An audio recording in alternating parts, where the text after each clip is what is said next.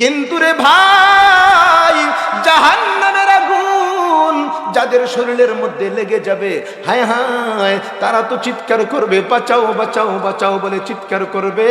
দুনিয়ার কোনো মানুষ শুনবে না যে তাদের জন্য একটু মায়া লাগবে, একটু পানি নিয়ে যাবে, তাদেরকে একটু বাঁচানোর চেষ্টা করবে। না না, জাহান্নামের আগুন যদি লেগে যায়, কেউ কান্না করবে না, কেউ বাঁচানোর জন্য যাবে না। এইবার কথা হলো, যেই ফেরেশতারা আযাব দিবে, ওই ফেরেশতাদেরও কি মায়া লাগবে না? ওই ফেরেশতাদেরও কি মায়া লাগবে না? কিতাবের মধ্যে আসে না রে ভাই না, যেই ফেরেশতারা আযাব দিবে, এই ফেরেশতারা হবে অন্ধ, তারা তো দেখবে না, তারা হবে বধির, কান্নাও শুনবে না, দেখবেও না, শুনবেও না। যাদের শরীরের মধ্যে আগুন লাগবে, তারা কি মরবে নাকি? না না, জাহান্নামের আগুন যাদের শরীরের মধ্যে লাগবে, তারা বাঁচবেও না, মরবেও না, বাঁচবেও না, মরবেও না, বাঁচবেও না, মরবেও না। এই জন্য আল্লাহ বলেন, ও আনফুসাকুম ও আহলিকুম নারা, ও দুনিয়ার মানুষ, জাহান্নামের আগুন থেকে নিজে বাঁচো, নিজে বাঁচো, বিবিকে বাঁচাও, সন্তানকে বাঁচাও, আল্লাহর গোলামি করো, আল্লাহর গোলামি করো, নবীর তরিকায় চলো। বলেন ঠিক কি ঠিক না? গোলামি করতে হবে কার? জোরে বলি না, গোলামি করতে হবে কার? জাহান্নামের আগুন থেকে নিজেও বাঁচতে হবে, পরিবার পরিজনকে বাঁচাইতে হবে। এ ভাই, আল্লাহর গোলামি করতে হবে, আল্লাহর গোলামি করতে হবে, আল্লাহর কাছে বেশি বেশি চাইতে হবে, দোয়া করতে হবে। এ ভাই, দোয়া তো অনেক হয়, মাহফিল তো অনেক হয়। আমি তো বয়ানের আগে ঘোষণা করলাম, এরে দোস্ত, বয়ানও হবে কম, ওয়াজও হবে কম, আমল হবে বেশি, কথা হবে কম, কাজ হবে বেশি। না না, আজ আমাদের দেশে বয়ান হয় বেশি, আমল হয় কম। বলেন ঠিক কি ঠিক না? কত দোয়া করি, কত কিছু কান্নাকাটি করি, না ভূমিকম্প থেকে বাঁচতে পারি না, আগুন থেকে বাঁচতে পারি না, অ্যাক্সিডেন্ট থেকে বাঁচতে পারি না, একের পর এক গজব আর গজব, গজব আর গজব। দোয়া তো করি, কবুল কি হয় না? নামাজ তো পড়ি, কবুল কি হয় না? হ্যাঁ, কবুল হওয়ার জন্য ও দোস্ত আমার মা বোন, দিলের কান দিয়ে কথাগুলি শুনবো। কবুল হওয়ার জন্য এক নাম্বার শর্ত, এক নাম্বার শর্ত হলো হালাল খাবার, হালাল খাবার, হালাল খাবার। আমি যদি হারাম খাই, হারাম খাওয়ার পরে নামাজ পড়লে নামাজ কবুল হবে না, হারাম খাইয়া রোজা রাখলে রোজা কবুল হবে না, হারাম খাইয়া তেলাওয়াত করলে তেলাওয়াত কবুল হবে না, হারাম খাওয়ার পর জিকির করলে জিকির কবুল হবে না, হারাম খাইলাম, রোজা রাখলাম, কবুল হবে না, হারাম খাওয়ার পর ইবাদত করলে ইবাদত কবুল হবে না। ও দোস্ত, শুধু আপনাকে আমাকে না, আল্লাহ তাআলা নবীদেরকেও এই কথা বলেছেন, ইয়া আইয়ুহার রাসূল, ইয়া আইয়ুহার রাসূল কুলু মিনাত তাইয়্যিবাতি ওয়া'মালু সালিহা। আল্লাহ বলেন, ওগো রাসূল, নবী পয়গম্বর, আগে হালাল খাও, তারপরে আমল করো, আগে হালাল খাও, তারপরে আমল করো। আল্লাহ বলেছেন নবীদেরকে, কাদেরকে? নবীদেরকে বলেছেন। আর আপনাকে আমাকেও আল্লাহ বলেছেন, ইয়া আইয়ুহান নাস কুলু মিম্মা ফিল আরদি হালালান তাইয়্যিবা ওয়ালা তাত্তাবিউ খুতুওয়াতিশ শাইতান ইন্নাহু লাকুম আদুউম মুবিন। আল্লাহ বলে, দুনিয়ার মানুষ, তোমরা হালাল খাও, হালাল খাও, হালাল খাও, তারপরে ইবাদত করো, তারপরে আল্লাহকে ডাকো, তোমার কথাগুলি আসমানের মধ্যে চলে যাবে। আগে হালাল খাও। চুষে কমরা পাকে দাড়ি আজ হারাম, চুষে কমরা পাকে দাড়ি আজ হারাম, মর্দে ইমাদার বাসি ওয়াসসালাম। যেই ব্যক্তির পেট পবিত্র, যেই ব্যক্তির খাবারটা পবিত্র, এই ব্যক্তি হলো মুমেন। মুমেন, ওই ব্যক্তি নিরাপদ, ওই ব্যক্তি নিরাপদ। কাসবুল হালালি ফরিদাতুন বাদাল ফরায়েজ। দোস্ত, হালাল উপার্জন করা ফরজ। নামাজ যেমন ফরজ, রোজা যেমন ফরজ, হজ যেমন ফরজ, যাকাত যেমন ফরজ, হালাল উপার্জন করা তেমন ফরজ।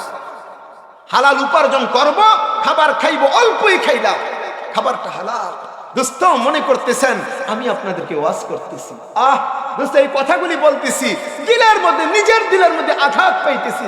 হায়রে, মাঝে মধ্যে আমি তো চিন্তা করি, একজন রিক্সা চালক, একজন ভ্যান চালক, একজন শ্রমিক মাথার ঘাম পায়ে ফেলে পরিশ্রম করে উপার্জন করে, তার 100% কামাই হালাল হালাল।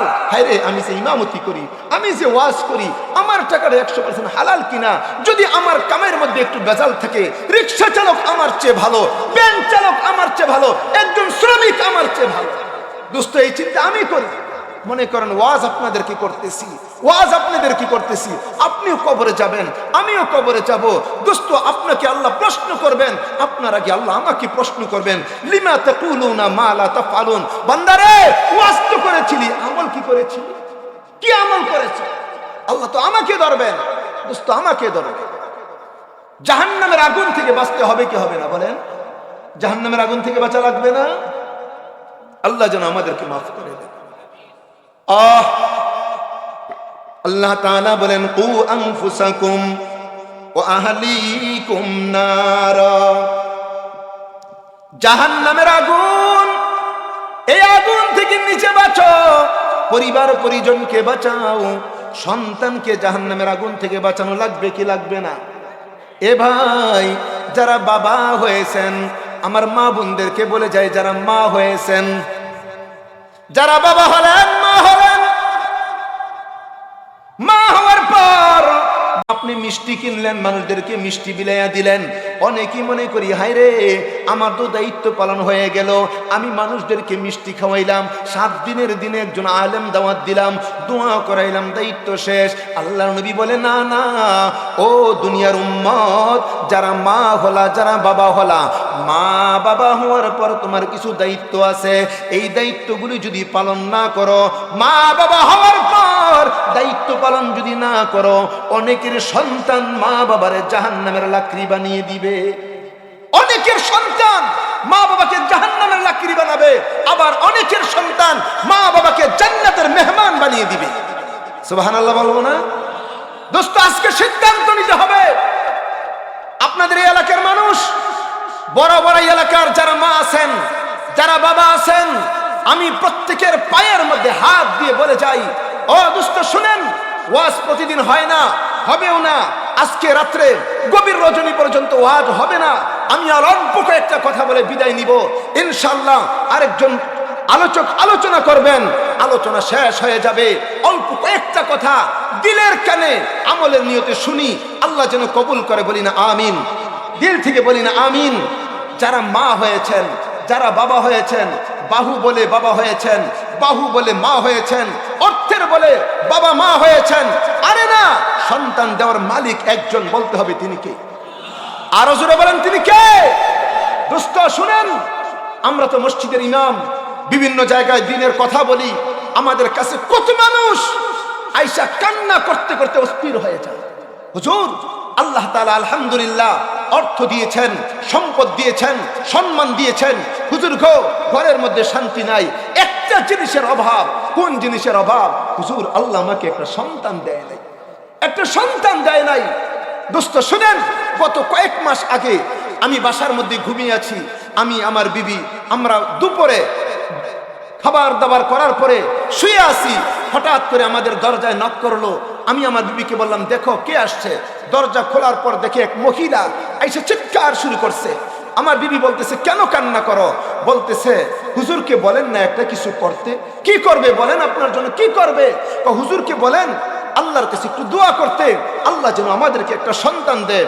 বিয়ে হয়ে গেল 10 বছর, সন্তান তো হয় না। আমার বিবি বললেন, শোনো, হুজুর তো দোয়া করবে, তোমরাও দোয়া করো, সন্তান দেওয়ার মালিক একজন। কে? আরো জোরে বলেন। নাকি মাজার না পীর?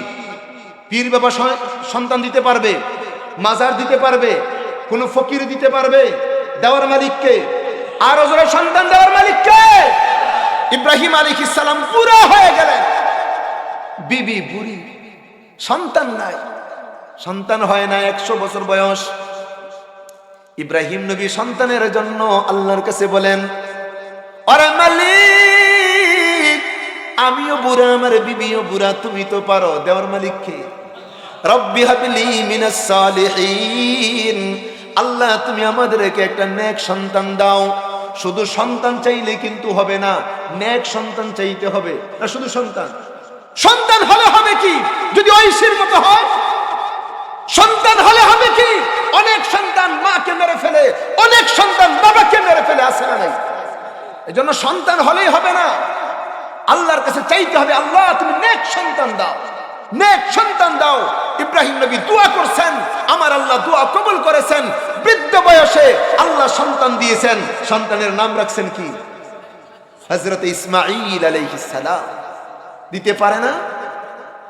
আমাদের দেশের একজন এমপি, সাবেক ধর্ম প্রতিমন্ত্রী, হয়তো অনেকে নাম জানেন, কুমিল্লা ৩ আসনের সাবেক মন্ত্রী মোফাজ্জল হোসেন কাইকুবাদ, নাম শুনছেন কেউ? হ্যাঁ, এই কাইকুবাদ সাহেব যেখানে যায় সেখানে দোয়া করে, হুজুর আমাদের জন্য, আমার জন্য দোয়া করেন, আল্লাহ যেন একটা ছেলে দে, হুজুর আল্লাহ যেন একটা ছেলে দে, ছেলে দিলে হাফেজ বানাবো, আলেম বানাবো। 2010 সালে হঠাৎ করে কাবাগরের পাশে মসজিদে আবু বকর আসর নামাজ পড়লাম। আসর নামাজ পড়ে বের হইতেছি, দেখতেছি কাইকুবাদ সাহেব। আমি যেহেতু ওনার মাদ্রাসায় পড়েছি, ওনার সাথে আমার একটা মোহাব্বত অন্যরকম। ওনাকে ওনার এলাকার মানুষ সবাই দাদা বলে, কি বলে? দাদা। তা আমি দৌড়ে কাছে গেলাম, দাদা কেমন আছেন? আমি যখন বলি দাদা কেমন আছেন, তখন বুঝছে উনি তো আমাদের এলাকার। বলছে আছি আলহামদুলিল্লাহ, হুজুর আপনি কেমন আছেন? আলহামদুলিল্লাহ ভালো আছি। তখন কাইকুবাদ সাহেব আমাকে বলতেছে, হুজুর চলেন বাসায়। গেলাম বাসার মধ্যে যাওয়ার পরে কোয়েল পাখি দিয়ে খাবার খাওয়াইলেন, তারপরে আরো অনেক ফল খাওয়াইলেন, আমাকে আতর দিলেন, অনেক গিফট দিলেন। দেওয়ার পর বলতেছে, হুজুর একটু দোয়া চাই, একটু দোয়া করবেন। কি দোয়া করব? হুজুর আল্লাহর কাছে একটু দোয়া করেন, আল্লাহ যেন আমাকে একটা ছেলে দেন। যদি একটা ছেলে দেন, হাফেজ বানাইবো, আলেম বানাইবো, আল্লাহর রাস্তায় আমি দিয়া দিব। এই আল্লাহর বান্দা দোয়া করতে করতে করতে করতে এখন তো একেবারে বুড়া, কিন্তু ছেলের বাবা হইতে পারে নাই। ছেলে দেওয়ার মালিক কে? মেয়ে দেওয়ার মালিক কে? আরো জোরে বলেন কে? সন্তান দেওয়ার মালিক হলেন আমার আল্লাহ।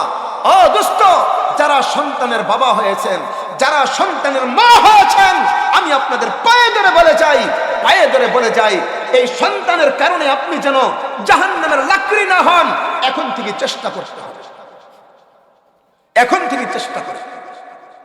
আল্লাহর নবী বলেন, উম্মত আমার, আল্লাহ তোমাকে সন্তান দান করলেন, কিছু দায়িত্ব দিলেন। দায়িত্ব, 1 নম্বর দায়িত্ব, যেই সন্তানটা আল্লাহ দিলেন, ওই সন্তানের একখানে আজান আর একখানে ইকামত দিবা। সন্তান হলে কি দিতে হয়? আজান ইকামত। ছেলে হলেও আজান ইকামত, মেয়ে হলেও আজান ইকামত দিবা। 2 নম্বর দায়িত্ব পালন করবা, এই সন্তানের সুন্দর একটা নাম রাখবা, যেই নামটা ভালো নাম, যেই নামের অর্থটা ভালো। আলেমুল আমার কাছে জিজ্ঞাসা করবা, হুজুর গো আমার মালিক আমাকে দয়া করে মায়া করে একটা সন্তান দিলেন, এই নামটা রাখতে চাই, নামের অর্থটা ভালো কিনা? যদি ভালো হয় নাম রাখবো, খারাপ হলে রাখবো না। ভালো নাম রাখবো, নাম ভালো। অনেকে কয় হুজুর এই নামগুলি এলাকা অনেক আছে, থাক না, সমস্যা কি? আমাদের সকলের এক নাম। জানেন আমাদের নাম কি? সবাই বলেন তো আমাদের নাম কি? হ্যাঁ, আমাদের সকলের নাম হলো মুহাম্মদ। সকলের নাম কি? মুহাম্মদ।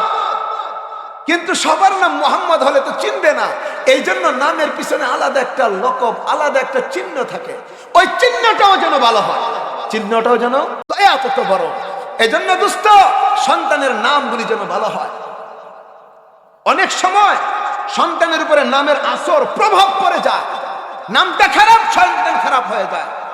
একজনকে, হুজুর আমার ছেলেটা অনেক হট, গরম, কোনো কথা মানে না, শুধু দেমাগ দেখায়। নাম রাখছেন কি? কয় আমার ছেলের নাম রাখছি রৌদ্র। নাম কি? রৌদ্র। রোদ মানে কি?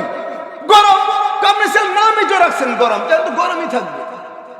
ঠান্ডা নাম রাখেন, নামের প্রভাব সন্তানের উপরে পড়ে। এই জন্য 1 নম্বর শর্ত, 1 নম্বর দায়িত্ব, এক কানে আজান আর এক কানে ইকামত।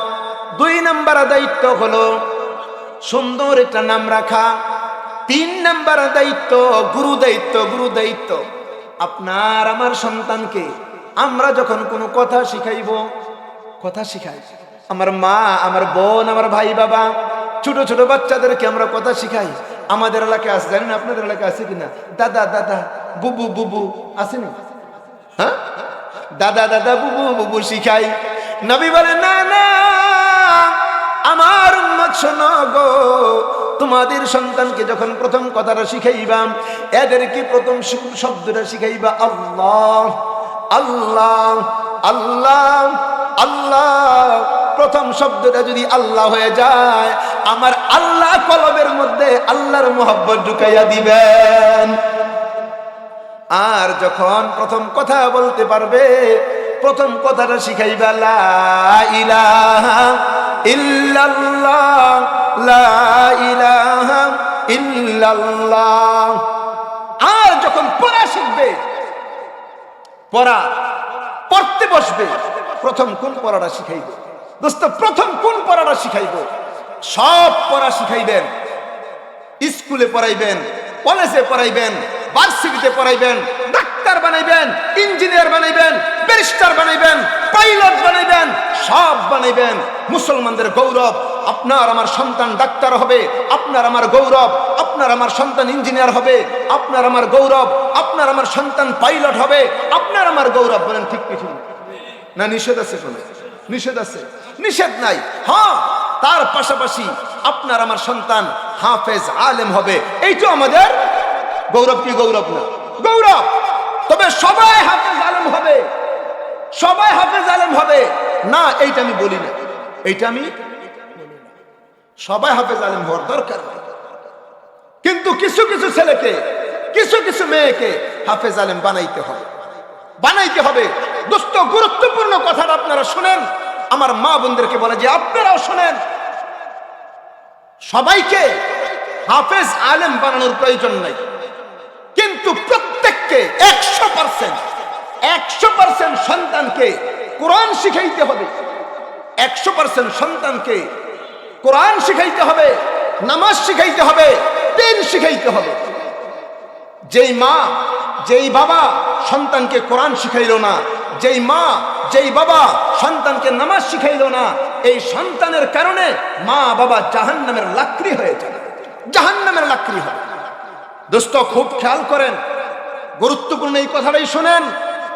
10 ঘন্টা ওয়াজ শোনার দরকার নাই, আমার এই কথাটা শুধু শুনবেন।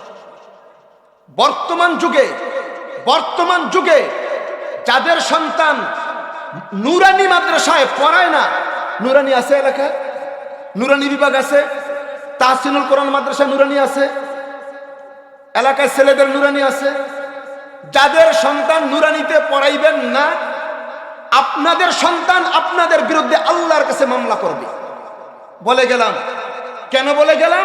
অনেকের মধ্যে বিভ্রান্তি হইতেছেন, পুরাটা শুনেন, তখন বুঝবেন নুরানি মানে কি। নুরানি মানে কি?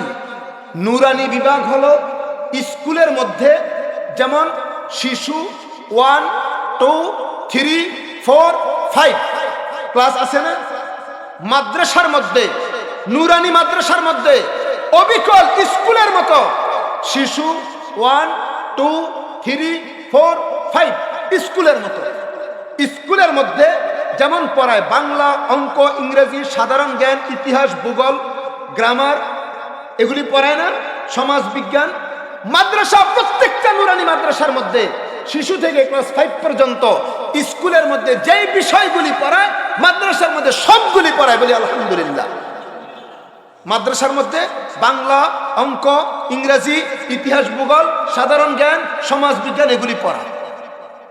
স্কুল আর নুরানি সেম হয়ে গেল, তবে একটু পার্থক্য হলো, নুরানি মাদ্রাসার মধ্যে যেই বাচ্চাটা 5টা বছর পড়বে, 5 বছর নুরানি মাদ্রাসায় পড়ার কারণে পুরা 30 পারা কোরআন সহি শুদ্ধ করে তেলাওয়াত করতে পারবে। এবার জোরে বলবেন না সুবহানাল্লাহ। নুরানি মাদ্রাসায় পড়ার কারণে 30 পারা কোরআন সহি শুদ্ধ তেলাওয়াত করতে পারবে। শুধু তাই না, নুরানি মাদ্রাসায় পড়ার কারণে কমপক্ষে 40টা হাদিস মুখস্থ করতে পারবে। সুবহানাল্লাহ। নুরানি মাদ্রাসায় পড়ার কারণে সূরা ইয়াসিন, সূরা আর রহমান, সূরা মুলক, সূরা, এই বড় বড় কয়েকটা সূরা, আমলি সূরা, এই সূরাগুলি মুখস্থ করতে পারবে। সুবহানাল্লাহ। নুরানি মাদ্রাসায় আপনি ক্লাস 5 পর্যন্ত পড়াইবেন, তারপরে স্কুলে নিয়ে যাবেন, কলেজে নিবেন, ভার্সিটিতে নিবেন, ডাক্তার হবে, ইঞ্জিনিয়ার হবে, বড় পাইলট হয়ে যাবে, তারপর বাবার জানাজার ইমামতি করবে, এলাকায় মসজিদে এসে জুমার নামাজের ইমামতি করবে, যেই কোনো জায়গার মধ্যে যাবে 5 ওয়াক্ত নামাজের ইমামতি করবে। দোস্ত, বানান না ডাক্তার, বানান ইঞ্জিনিয়ার, সমস্যা নাই। শুধু ডাক্তার বানাইলে হবে না, আল্লাহওয়ালা ডাক্তার বানাইতে হবে, আল্লাহওয়ালা ডাক্তার। দোস্ত শুনেন, কষ্ট হয় আপনাদের এই কথাগুলি, এই কথা কষ্ট হয়। অনেকেই আরেকটা ভুলের মধ্যে আছেন, এই ভুলটা আমি সকলকে বলে যাই। আরে হুজুর ওয়াজ করতেছে, ওয়াজ করুক, এক কান্দা ঢুকাইলাম আর এক কান্দা বের করলাম। দোস্ত শুনেন, আপনারা হয়তো অনেকে নিজেকে পণ্ডিত মনে করেন। আজকে ঢাকা শহরে যান, অলিতে গলিতে নুরানি মাদ্রাসা, প্রত্যেকটা নুরানি মাদ্রাসার মধ্যে সকল মানুষ পাগলের মতো ঢুকে গেছে। কারণ কি? সন্তানকে কোরআনওয়ালা বানাইতে হবে, সন্তানকে কোরআন পড়াইতে হবে। না না, হুজুর বলো আমার সন্তানকে আমি প্রাইভেট পড়াইয়া কোরআন শিখাই দিব, হবে না? প্রাইভেট পড়াইলে হবে না? আমার মা বোন যারা আছেন, ভাই বাবা যারা আছেন, আপনারা শুনেন, প্রাইভেটের মাধ্যমে হয় না। বলেন, প্রাইভেটের মাধ্যমে হয় কি হয় না? হয় না। যারা প্রাইভেট পড়ান তারা অনেক রাগ করবেন, আপনি রাগ করেন। কারণ এই এলাকার মধ্যে অনেকের ছেলে প্রাইভেট পড়ে কোরআন শিখছে, আছে না নাই? যারা প্রাইভেট পড়ে কোরআন শিখছেন, এমন একটা ছেলেকে আগামীকাল মসজিদে নিয়ে যাবেন, তুমি এশার নামাজটা পড়াও, তুমি না কোরআন শিখছো? বলবেন এশার নামাজ পড়াইতে, বলবেন মাগরিব নামাজ পড়াইতে, তোমার 1 বছর প্রাইভেট পড়াইয়া কোরআন পড়াইছি, কোরআন শিখাইছি, মসজিদে মাগরিব নামাজ পড়াও, মসজিদে আশার নামাজ পড়াও, জানাজার নামাজ পড়াও, সূরা ইয়াসিনটা তেলাওয়াত করো। বলেন পারবে? পারবে না তো। তাহলে প্রাইভেটে আপনি কি শিখাইলেন? লামসাম শিখাইলেন। দোস্ত, এই একটা সুযোগ, বাংলা, অঙ্ক, ইংরেজি সব পড়বে, পাশাপাশি কোরআনও পড়বে, পাশাপাশি কোরআনও পড়বে। অনেকে মনে চিন্তা করতে পারেন না, স্কুলের মধ্যে ভালো পড়বে, মাদ্রাসায় বাংলা, অঙ্ক, ইংরেজি কম পড়বে। দোস্ত না, বর্তমান যুগে প্রত্যেকটা নুরানি মাদ্রাসার মধ্যে, স্কুলের মধ্যে বাংলা, অঙ্ক, ইংরেজি যেমন পড়ানো হয়, আলহামদুলিল্লাহ আমাদের প্রত্যেকটা নুরানি বিভাগের মধ্যে স্কুল থেকে আরো ভালো করে বাংলা, অঙ্ক, ইংরেজি পড়ানো হয়। বলি আলহামদুলিল্লাহ, বলি না আলহামদুলিল্লাহ? জানি না রে ভাই, কে জানি মা কি কবরে রাখলেন, কে জানি বাবারে কবরে রাখলেন। এ দোস্ত শুনেন, আপনি যখন আপনার মার জানাজা পড়েছিলেন, বাবার জানাজা পড়েছিলেন, হয়তো আপনি জানেন না, আপনার মাকে যখন আপনার সামনে শোয়াইছিলেন, আপনার বাবাকে যখন আপনি সামনে শোয়াইছিলেন, আপনি যখন জানাজার নামাজের মধ্যে দাঁড়িয়েছিলেন, আপনার মা, আপনার বাবা চিৎকার করে বলেছিল, এরে সন্তান, দুনিয়া থেকে চিরদিনের জন্য বিদায় হয়ে যায়, বিদায় হয়ে যায়। ও সন্তান, আমাকে একটা গিফট দিয়ে দাও, আমাকে একটা হাদিয়া দাও। আপনার মা, আপনার বাবা চাইছিল আমাকে একটা হাদিয়া দাও। জানেন কি কি হাদিয়া চাইছিল? না না, আপনার মা বিদায় হওয়ার সময়, আপনার বাবা বিদায় হওয়ার সময় বাড়ি চায় নাই, গাড়ি চায় নাই, টাকা চায় নাই, সম্পদ চায় নাই, তারা শুধু একটা জিনিস চাইছিল, সন্তানেরে চিরদিনের জন্য বিদায় হয়ে যায়, চিরদিনের জন্য বিদায় হয়ে যায়, জানাজার নামাজের দোয়াটা শুধু পড়ো, আল্লাহুম্মা গফির লি হাইয়িনা ওয়া মাইয়িতিনা ওয়া শাহিদিনা ওয়া গায়িবিনা ওয়া সগীরিনা ওয়া কাবীরিনা ওয়া যাকারিনা ওয়া উনসানা। জানি না রে ভাই, জানি না কে পড়েছেন আর কে পড়েন নাই। যারা সহি শুদ্ধ করে জানাজার দোয়া পড়েছেন, যারা সহি শুদ্ধ করে জানাজার দোয়াটা পড়েছেন, আপনার মা খুশি হয়ে কবরে গিয়েছেন, আপনার বাবা খুশিতে খুশিতে কবরে গিয়েছেন। যারা নাকি দোয়া পড়েন নাই, আপনারা যারা দোয়াটা পড়েন নাই, আপনার মা বেজার হয়ে কবরে গেলেন, আপনার বাবা কান্না করতে করতে কবরে গেলেন। দোস্ত শুধু তাই না, অনেকের মা আছেন কবরে, অনেকের বাবা আছেন কবরে। মা বাবা যখন কবরে থাকেন, তাদের অবস্থাটা কি হয়? তাদের অবস্থাটা কি হয়? তারা কবরের মধ্যে তারা চিৎকার করেন, তো তাওয়াঙ্গার গাছটাই আজমালে মা ই কদর গাফল বুদ্ধি আজহালে মা। সন্তানদেরকে মা ডাকেন, সন্তানদেরকে বাবা ডেকে বলে, এরে সন্তান, বাড়ি আনি নাই, গাড়ি আনি নাই, টাকা পয়সা কোনো কিছুই কবরের মধ্যে আনি নাই, সব কিছু তোমাদের জন্য রেখে আমরা কবরে চলে আসলাম। ও সন্তান, একটু কবরে আসো, একটু কবরে আসো। আপনার মা চিৎকার করেন, আপনার বাবা চিৎকার করেন, সন্তান আয় আয় কবরে একটু আয়। কবরে এসে আমাদের জন্য একটু সূরা ইয়াসিন তেলাওয়াত করো। কবরের পাশে দাঁড়াইয়া সূরা আর রহমান তেলাওয়াত করো। কবরের পাশে দাঁড়াইয়া সূরা মুলুকটা তেলাওয়াত করো। কবরের পাশে দাঁড়াইয়া সূরা আয়াতুল কুরসি তেলাওয়াত করো, ইখলাস তেলাওয়াত করে দোয়া করো। না না, কবরের পাশে সন্তানগুলি যায় না। কেন যায় না? কেন যায় না? কারণ তারা সূরা ইয়াসিন তো পারে না, সূরা রহমান পারে না, সূরা ইখলাস পারে না। বাবার কবরেও যায় না, বাবার কবরেও যায় না। একটু খবর নিয়ে দেখবেন, যাদের সন্তানগুলি সূরা ইয়াসিন তেলাওয়াত পারে, যাদের সন্তানগুলি সূরা আর রহমান পারে, যাদের সন্তানগুলি দুরূদ শরীফ সেই শুদ্ধভাবে পারে, যাদের সন্তানগুলি সূরা ইখলাস পারে, এরা কিন্তু প্রতি শুক্রবার শুক্রবার বাবার কবরে দাঁড়িয়ে দাঁড়িয়ে এরা কবরে জিয়ারত করে। বলেন ঠিক কি ঠিক না? এ ভাই বাবা, আমার মা বোন পায়ের মধ্যে হাত দিয়া বলে, যাই গো, আপনিও কবরে যাবেন, আমিও তো কবরে যাব, আপনিও কান্না করবেন, আমিও কান্না করব।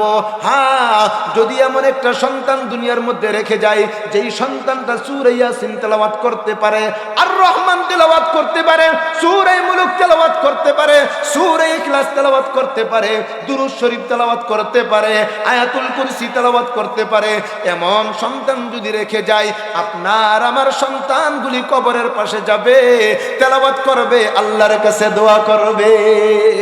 এই জন্যই বলে যাই রে ভাই, ও আমার বোন, আপনার আমার প্রত্যেকটা সন্তানকে আমরা প্রথমেই কোরআনটা শিখাইবো। আগে কোরআন শিখাইবো, কমপক্ষে 5টা বছর নুরানি মাদ্রাসার মধ্যে পড়াইবো। ছেলে হলেও নুরানি মাদ্রাসায়, মেয়ে হলেও নুরানি মাদ্রাসায়। তারপর ইচ্ছা আপনি মাদ্রাসায় পড়াইবেন নাকি স্কুলে পড়াইবেন, আপনার সিদ্ধান্ত। আপনি এইবারে যদি স্কুলেও পড়ান, কলেজে পড়ান, ভার্সিটিতে পড়ান, না না, কোনো নিষেধ নাই, কোনো গুনাহও নাই। বলেন ঠিক কি ঠিকই না? এ ভাই, আমরা তো শুধু বলে যাব, কিন্তু দায়িত্ব হলো আপনাদের, কাজ হলো আপনাদের। আপনি কোন বইগুলি পড়াইবেন, সিদ্ধান্ত আপনার। কোন বই থেকে শিক্ষা দিবেন, সিদ্ধান্ত আপনার। আমাদের কাজ হলো শুধু বলা, আমাদের কাজ হলো শুধু বলা। বাজারের মধ্যে অনেক প্রকারের বই আছে, কিছু কিছু বই এমন যেই বইগুলি যদি পড়ে ঈমান নষ্ট হয়ে যায়, কিছু বই এমন আছে যেই বইগুলি পড়লে ঈমান মজবুত হয়ে আছে না নাই? এ ভাই বাবা, কোন বই পড়াইবেন? যেই বই পড়াইলে ঈমান নষ্ট হয় এই বই পড়াইবেন, নাকি যেই বই পড়াইলে ঈমান মজবুত হয় এই বইটা পড়াইবেন? সিদ্ধান্ত আপনাদের। বাংলা পড়ানো নিষেধ নাই, অঙ্ক নিষেধ নাই, ইংরেজি নিষেধ নাই, কোনো কিছুই নিষেধ নাই, কিন্তু কোন বইটা পড়াইবেন? আমার মা, আমার বোন, আপনারা যারা পড়ান আপনাদেরকেও বলি, বাজারের মধ্যে 2 প্রকারের বই আছে। এক প্রকারের বইয়ের মধ্যে আছে শরুতে অজগর, সরাইয়াতে আনারস, রশ্মিতে ইট, দিরিগিতে ইঁদুর, আছে না নাই? আরেক প্রকার বই আমাদের এই বাজারের মধ্যে আছে, মাদ্রাসার মধ্যে পড়ানো হয় শুরুতে ওযু, সরাইয়াতে আজান, রশ্মিতে ইসলাম, দিরিগিতে ঈমান। আপনি কি এই বইটা পড়াইবেন নাকি আনারস ইঁদুরের বইটা পড়াইবেন? সিদ্ধান্ত আপনাদের, সিদ্ধান্ত আপনাদের। এ ভাই, একবারের মধ্যে মা সন্তানকে পড়ায়, সন্তান পড়ো গো শুরুতে অজগর, সরাইয়াতে আনারস, রশ্মিতে ইট, দিরিগিতে ইঁদুর। সন্তানটা মাকে এইবার প্রশ্ন করে, মা গো মা, শুরুতে অজগর বলো না, অজগর মানে কি? অজগর মানে কি?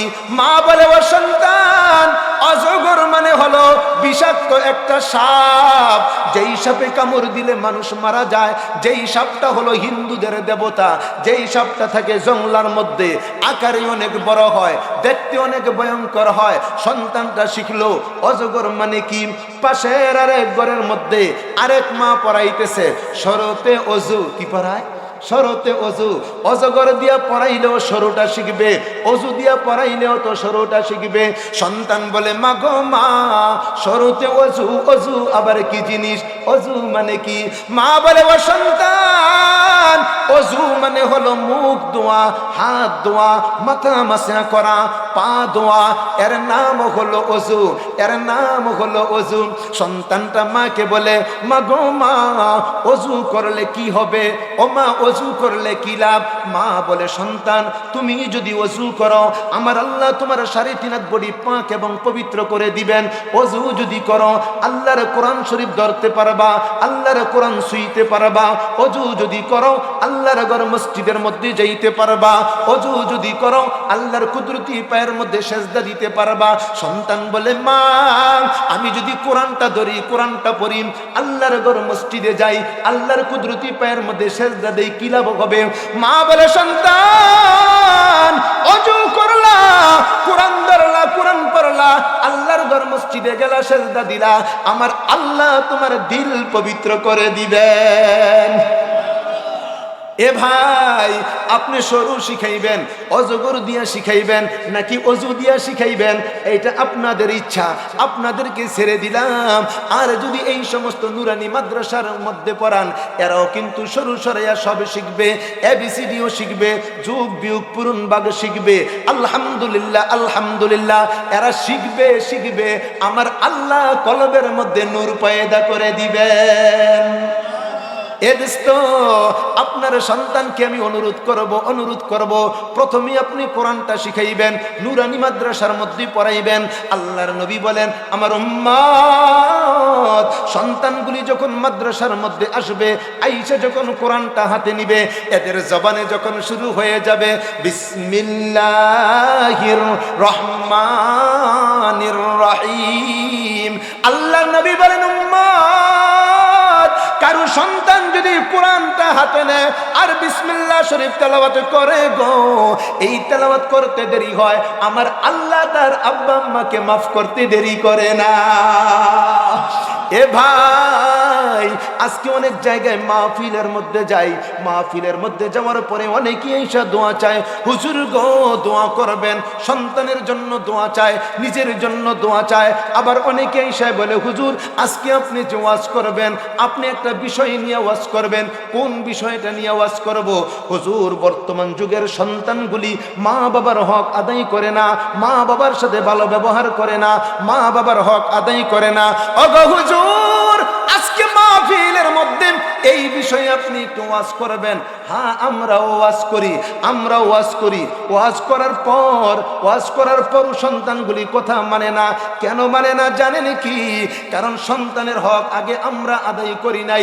সন্তানের হক আদায় না করার কারণে আমাদের সন্তানগুলি আমাদের হক আদায় করে না।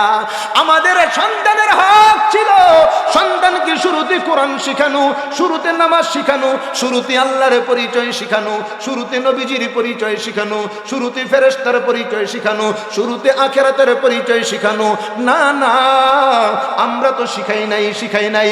এখন আমরা ওয়াজ করলেও সন্তানগুলি আমাদের কথা মানে না। বলেন ঠিক কি ঠিকই না? এই জন্য আমি অনুরোধ করে যাই, শুরুতে আমরা যে শিক্ষাটা দিব, আপনি সরু শিখাইবেন, আপনি তো সরু শিখাইবেন, অজগরওয়ালাটা শিখাইবেন নাকি অজুওয়ালাটা শিখাইবেন, সিদ্ধান্ত নিতে হবে আপনার, সিদ্ধান্ত নিতে হবে আমাদের মা বোনের। বলেন ঠিক কি ঠিকই না? আর যদি এই সমস্ত মাদ্রাসার মধ্যে পড়াই, এই মাদ্রাসার মধ্যেও পড়বে আলিফেতে কি হয়? অজগর। হ্যাঁ, আলিফেতে কি হয়? বাতি কি হবে? এ দোস্ত, আমরাও কিন্তু মাদ্রাসার মধ্যে পড়েছি, আলিফেতে কি হয়? আলিফেতে আখিরাত শেষ বিচারের দিন, নেক কাজের বদলা সে যে পাবে হে মুমিন। বাতে বাইতুল্লাহ শরীফ আল্লাহ পাকের ঘর, ওহার দিকে ফিরে তোরা নামাজ আদায় কর। তাতে তাফসীর পাক কোরআনের বাণী, তাফসীর করিলে বারে কুওয়াতে ঈমানি। সাথে সওয়াব নেক কাজের তরে, এক গুণ করিলে সওয়াব 10 গুণ বাড়ে। জিমেতে জিহাদ ধর্মযুদ্ধ হয়, জিহাদ করে মারা গেলে শহীদ তারে কয়। হাতে হালাল রুজি রোজগার করো, হারামের পথ হতে তোমরা দূরে সরো। সুবহানাল্লাহ। খাতে খলিলুল্লাহ আল্লাহর দুস্ত হয়, আল্লাহর হুকুম মানলে তারে খলিলুল্লাহ কয়। দালে দাওয়াতের দিন নবীদের কাজ, দিনের দাওয়াত দিতে মোরা করিব না লাজ। জালে জুলফিকার তরবারির নাম হয়, হযরত আলীর তরবারিকে জুলফিকার কয়। রাতে রজ্জাকে রিজিক দেন যিনি, রিজিক খেয়ে করিব না তাহার নাফরমানি। যাতে জবর কিতাব আল্লাহ পাকের কালাম, আল্লাহ হতে পাইছেন যিনি দাউদ আলাইহিস সালাম। সিনতে সাইয়্যিদুল মুরসালিন মুদের নবী হয়, রহমাতুল লিল আলামিন আরো তাকে কয়। সিনতে শহীদ ধর্মযুদ্ধে হয়, বেহেশতেতে যাবে তারা জানিও নিশ্চয়। সাদেতে সৌমুন যাহার অর্থ রোজা, রোজার মাসে বন্ধ থাকে কবরেরই সাজা। দদেতে দল্লিন আলহামদু শেষ, পথ হারা হয় না যেন আল্লাহর আদেশ। জোরে জোরে বলি না সুবহানাল্লাহ, আরো জোরে বলি না সুবহানাল্লাহ।